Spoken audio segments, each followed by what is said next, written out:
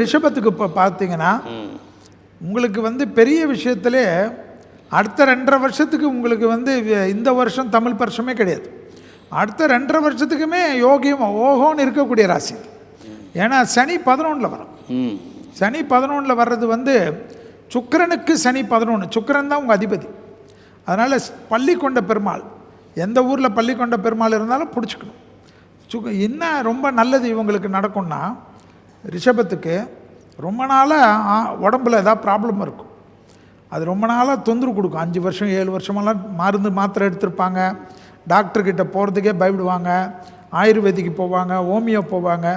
ஆனால் கண்டிப்பாக இந்த வாட்டி என்ன ஆகும்னா, ஒரு டாக்டர்கிட்ட போய் இன்சூரன்ஸ் எல்லாம் முதலே எடுத்து வச்சுருங்க.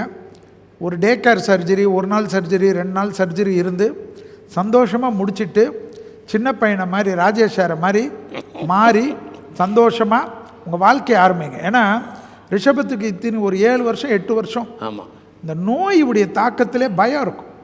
அது வந்து எப்படி பண்ணும், நம்ம எங்கேயாவது ஒரு ட்ரெயினில் போகிறச்ச கூட ஒரு மாதிரி அசிடிட்டி பிரச்சனை வந்தால் கூட ஐயோ நம்ம செத்துருவோமான்னு பயம்லாம் வரும். அதெல்லாம் தீர்த்துருங்க. நல்ல நாள் நல்ல நேரம், தொழில் தான் நல்லா வரும். விசிட்டிங் கார்டு போடக்கூடிய அளவுக்கு தொழில் வரும். அக்ஷயத்ரிதிக்கு பிரின்ஸ் ஜுவல்லரியில நீங்க வாங்கும் ஒவ்வொரு 8 கிராம் தங்க நகைக்கும் 2000 மதிப்பிலான தங்கம் இலவசம். வெறும் 1000 ரூபாய் செலுத்தி இன்னைக்கே கோல்ட் ரேட்டை லாக் பண்ணுங்க.